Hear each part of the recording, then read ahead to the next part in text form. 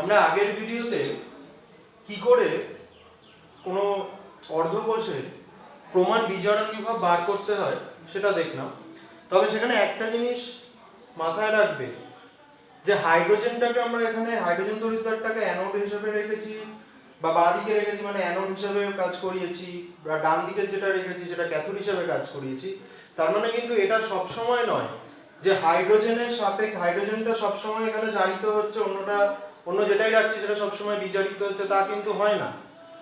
যদি দেখা যায় যে হাইড্রোজেনটা তো এখানে জিরো ধরছি, তাহলে মোট যে এখানে ভোল্টমিটার বা পোটেনশিওমিটার রাখা হবে সেইটা যদি পজিটিভ ভ্যালু দেয়, তার মানে এটা বুঝতে হবে যে যেটা ক্যাথোড রাখা হয়েছে অর্থাৎ সেখানে সত্যি সত্যি বিজারণ হচ্ছে।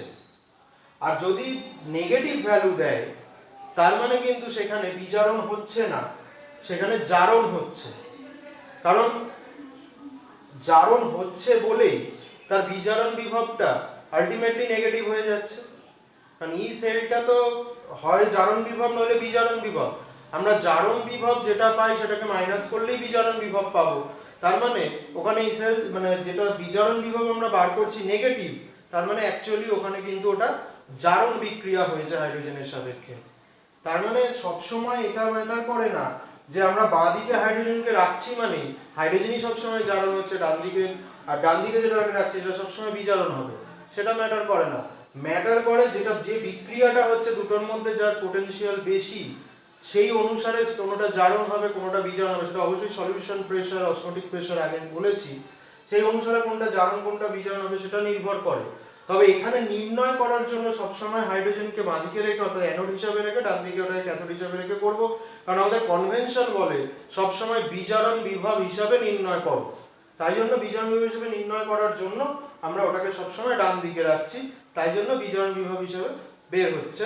এবং বিজারণ বিভব যখন মাইনাস আসবে তখন কিন্তু অবশ্যই ধরে নিতে হবে ওটা হাইড্রোজেনের সাপেক্ষে জারণ হয়েছে। যাই হোক, এবারে আমরা কোষ রিপ্রেজেন্টেশন মানে একটা কোষকে খাতায় লিখবো কি করে। আমরা এরকম ভাবে তো একটা কোষকে এঁকেছিলাম। ধরো ওই যে জিঙ্ক ছিল, জিঙ্ক সালফেট, তার মধ্যে জিঙ্ক ছিল, আবার কপার সালফেট, তার মধ্যে কপার ছিল। তা এটা কি বারবার কি সব কোষকে এরকম ভাবে এঁকে এঁকে প্রকাশ করতে? লবণ সেতু ছিল, এঁকে এঁকে প্রকাশ করবো নাকি? না, এঁকে এঁকে প্রকাশ করা যাবে না। তার মধ্যে আমাদের কি করতে হবে, আগে আমি যদি বিক্রিয়াটা লিখে নিই, ধরো অ্যানোড বিক্রিয়া। অ্যানোড বিক্রিয়া হচ্ছে অ্যানোডে জারণ হবে, তার মানে Zn থেকে Zn2 প্লাস 2 ইলেকট্রন। আর ক্যাথোডে বিজারণ হবে, ক্যাথোডে কপার 2 থেকে কপার হচ্ছে। তাহলে যখন সেলকে রিপ্রেজেন্ট করবো, সেলকে রিপ্রেজেন্ট করার সময় মিডিলে সব সময় কিন্তু লবণ সেতু থাকবে এবং লবণ সেতুকে দুটো লাইন দিয়ে লিখতে হবে, এরকম। এটাই হচ্ছে লবণ সেতু বা সল্ট ব্রিজ। এবারে লবণ সেতুর বাঁ দিকে সবসময় অক্সিডেশন বা অ্যানোডকে রাখতে হয়, আর ডান দিকে সবসময় রিডাকশন বা ক্যাথোডকে রাখতে হয়। এবারে অ্যানোড আর ক্যাথোডেরও তো আবার দুটো পার্ট, অ্যানোডের দুটো পার্ট, ক্যাথোডের দুটো পার্ট। তা এটা দেখো, অ্যানোডের যে জিঙ্কটা সেটা ইলেকট্রন ছেড়ে দিয়ে জিঙ্ক 2+ হয়েছে, তার মানে এটা আমরা রিডিউসড পোরশন, এটা অক্সিডাইজড পোরশন বলতে পারি। তার মানে এটা হচ্ছে বিজারিত অবস্থা, অ্যানোডের বিজারিত অবস্থা। তার মানে অ্যানোডের বিজারিত অবস্থাটাকে আগে লিখবো, একটা দাগ দেব, দিয়ে তার জারিত অবস্থাটা লিখবো যেহেতু ইলেকট্রন ছেড়ে যেটা তৈরি হয়েছে। পরেরটায় অর্থাৎ লবণ সেতুর পরে যেটা রিডাকশনে অর্থাৎ ক্যাথোডের জন্য লিখছি, আগে জারিত অবস্থা তারপরে বিজারিত অবস্থা। এখানে জারিত অবস্থা কপার 2+ ইলেকট্রন ছেড়ে দিয়ে তৈরি হয়েছিল, আর ইলেকট্রন গ্রহণ করে এটা হয়েছে, তাই এটা বিজারিত অবস্থা। তাহলে এটা হচ্ছে বিজারিত অবস্থা আগে, অর্থাৎ অ্যানোডের ক্ষেত্রে আগে বিজারিত অবস্থা তারপরে জারিত অবস্থা, আর ক্যাথোডের ক্ষেত্রে আগে জারিত তারপরে বিজারণ। মানে বিজারণ জারণ জারণ বিজারণ। আবার বলছি, বিজারণ জারণ জারণ বিজারণ। এবারে আমরা আরেকটু মডিফাই হইতে লিখতে পারি, যেমন জিঙ্কের ক্ষেত্রে এটা সলিড লিখতে পারি, জিঙ্ক 2+ এর ক্ষেত্রে এটা অ্যাকুয়াস লিখতে পারি, অ্যাকুয়াস অবশ্যই অ্যাকুয়াস লিখতেও পারি। আবার দ্রবণের গাঢ়ত্বটাকে আমরা এখানে প্রকাশ করতে পারি, যেমন জিঙ্ক 2+, এটা অ্যাকুয়াস এবং দ্রবণের গাঢ়ত্ব 1 মোলার যদি হয়, সাপোজ যা হবে তাই লিখতে হবে, এরকম ভাবে লিখতে পারি। কপার 2+ এর ক্ষেত্রেও লিখতে পারি, কপার 2+ এর 1 মোলার অ্যাকুয়াস, আবার এর দ্রবণের গাঢ়ত্ব যা হবে সেটা লিখবো, এখানে 1 মোলারই লিখছি, আর এটা কপারটাও সলিড, এভাবেও আমরা লিখতে পারি। যখন গ্যাস থাকবে তখন সেটার প্রেসারটা লিখবো, এভাবেও লিখবো।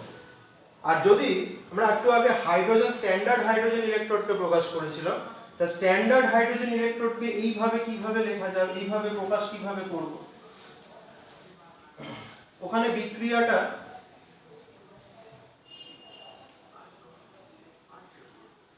যদি এরকম হয়, অর্থাৎ H+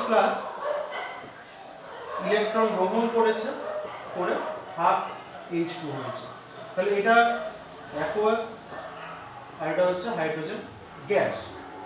তাহলে আমরা এটাকে প্রকাশ করতে পারি এরকম ভাবে, বিজারিত অবস্থা, শুধুমাত্র যদি হাফ সেল লিখি তাহলে এরকম ভাবে লিখব, বিজারিত অবস্থা, প্রেসার 1 atm, তারপরে স্ল্যাশ H+, অ্যাকুয়াস এবং দ্রবণের গাঢ়ত্ব 1 মোলার। আর যেহেতু দেখো ওখানে একটা প্ল্যাটিনাম ছিল, তাই প্ল্যাটিনামটাকে আমরা এরকম ভাবে লিখতে পারি, বা অনেক জায়গায় এরকম ভাবে লেখা থাকে, প্ল্যাটিনাম দাগ দিয়ে হাইড্রোজেন গ্যাস 1 atm, কমা H+ অ্যাকুয়াস 1 মোলার, এভাবেও কিন্তু লেখা থাকে অনেক জায়গাতে। তো যে কোনো ভাবে একটা লিখতে পারো। এই কোষটাকে প্রকাশ করে, এটা অর্ধ কোষ অবশ্যই প্রকাশ করলাম, আর ওটা আমরা প্রকাশ করেছিলাম কি পুরো কোষটা।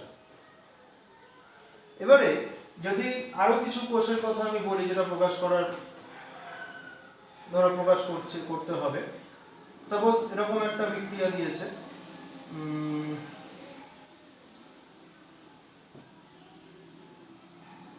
Zn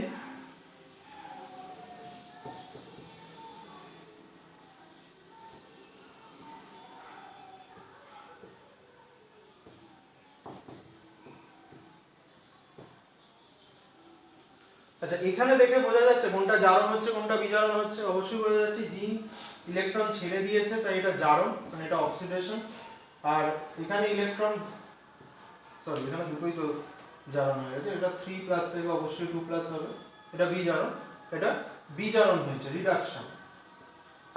তাহলে জারণ অক্সিডেশন মানে অ্যানোড, রিডাকশন মানে ক্যাথোড। এবারে যখন আমি আগে অবশ্যই লবণ সেতু আগে আমাকে অ্যানোড লিখতে হবে, অ্যানোড লেখার সময় আগে কোনটা লিখবো, বিজারিত অবস্থা, বিজারিত অবস্থা মানে এখানে জিঙ্ক সলিড, জারিত অবস্থা কি লিখবো, Zn2+, অ্যাকুয়াস, দ্রবণের গাঢ়ত্ব লিখে দেবো 1 মোলার, যদি যা দেবে সেটাই লিখবো। আর এরপরে কি লিখবো, এখানে খেয়াল করে দেখো অ্যানোডের ক্ষেত্রে কি, অ্যানোডের ক্ষেত্রে সরি ক্যাথোডের ক্ষেত্রে, এটা ক্যাথোড, দুটোই কিন্তু দ্রবণে আছে, কপার Fe3+, Fe2+, তা Fe3+ আগে জারিত অবস্থাটা লিখছি, এটাও অ্যাকুয়াস, যা গাঢ়ত্ব হবে লিখবে, সাপোজ আমি ধরো 0.1 মোলার লিখলাম, আবার এটা হবে Fe2+, এটাও অ্যাকুয়াস, এখানে কমা দিতে হবে, দুটোই যেহেতু একই অবস্থায় আছে, অ্যাকুয়াস, এটাও ধরো সাপোজ 0.1 মোলার। আর লাস্টে কি লিখতে হবে, আমি একটু সরিয়ে লিখছি, Zn সলিড, Zn2+ অ্যাকুয়াস, গাঢ়ত্ব যা দেবে সেটা এখানে লিখতে হবে, আর এখানে আগে জারিত অবস্থা Fe3+, সাপোজ 0.1 মোলার আছে, কমা, এর বাইরে বিজারিত অবস্থা হচ্ছে Fe2+, এটাও অ্যাকুয়াস, এটাও ধরো 0.1 মোলার আছে।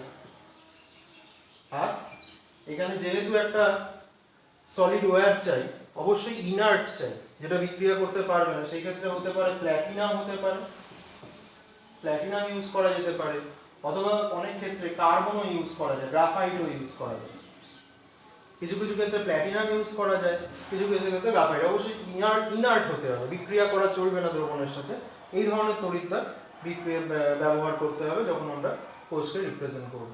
তা এইভাবে একটা কোষকে খাতায় লিখতে হয়, কোষটাকে আমি যেভাবে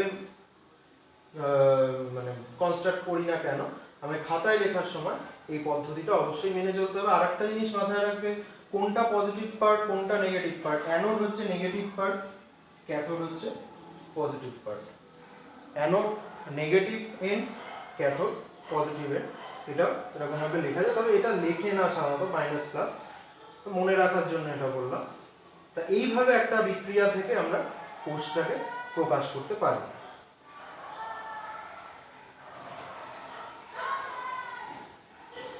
যদি এরকম একটা বিক্রিয়া দেয়, ধরো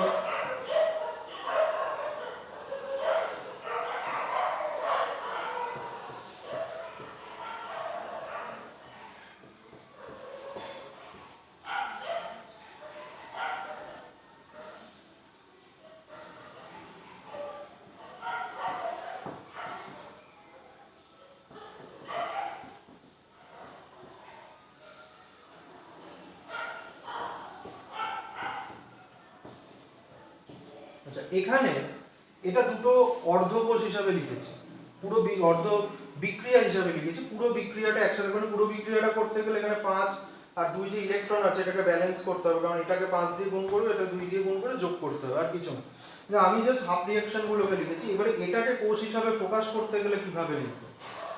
তা এখানে কোনটা জারণ হয়েছে দেখতেই পাচ্ছ, Sn থেকে Sn4+ যখন হয়েছে এটা জারণ, এটা অ্যানোড। আর এখানে ইলেকট্রন গ্রহণ করেছে এটা, তাই এটা বিজারণ হয়েছে, এটা ক্যাথোড। তাহলে আবার সেই বাঁদিকে আমাকে অ্যানোডকেই লিখতে হবে। তাহলে লবণ সেতুর বাঁদিকে অ্যানোড যখন লিখবো, আগে বিজারিত অবস্থা মানে Sn2+, অবশ্যই তার স্টেট লিখতে হবে অ্যাকুয়াস, যা গাঢ়ত্ব দেবে লিখে দেবে। আর এখানে একটা তড়িৎ, আচ্ছা তারপরে পরে বলছি, Sn4+ লিখলাম, জারিত অবস্থা হলো, তারপরে বিজারিত অবস্থা, কিন্তু এটা দুটোই তো দ্রবণে আছে। তাহলে সলিড পার্ট কোনটা থাকবে? সলিড পার্টের জন্য এখানে আমি প্ল্যাটিনাম নিতে পারি, গ্রাফাইটও নিতে পারি, আবার বলছি। আর এখানেও দেখো, এখানেও কিন্তু অবশ্যই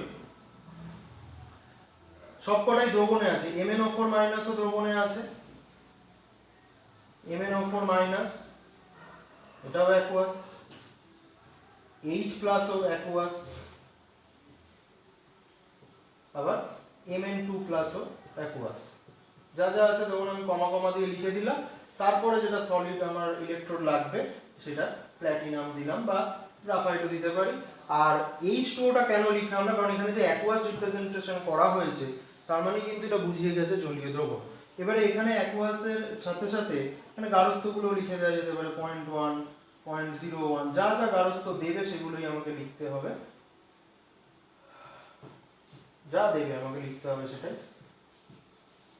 তো এইভাবে আমরা কোষকে প্রকাশ করতে পারি। Thank you. এর পরের ভিডিওতে আমি আসছি নান্সড সমীকরণ নিয়ে, অর্থাৎ কিভাবে আমরা এগুলো, তো যে E0 সেলগুলো বার করেছিলাম, E0 সেগুলো হচ্ছে প্রমাণ বিজারণ বিভব বার করেছিলাম, এটা প্রমাণ অবস্থায়। আর যেটা আমরা এখন নান্সড সমীকরণের সাহায্যে নির্ণয় করব সেটা হচ্ছে প্রমাণ অবস্থা ছাড়া, মানে ওই টেম্পারেচার, কনসেন্ট্রেশন বা প্রেশার, যে কোনো একটা যদি প্রমাণ অবস্থা থেকে পরিবর্তন হয় তাহলে কিভাবে বিজারণ বিভব নির্ণয় করব সেটা আমরা এখানে শিখব। Thank you.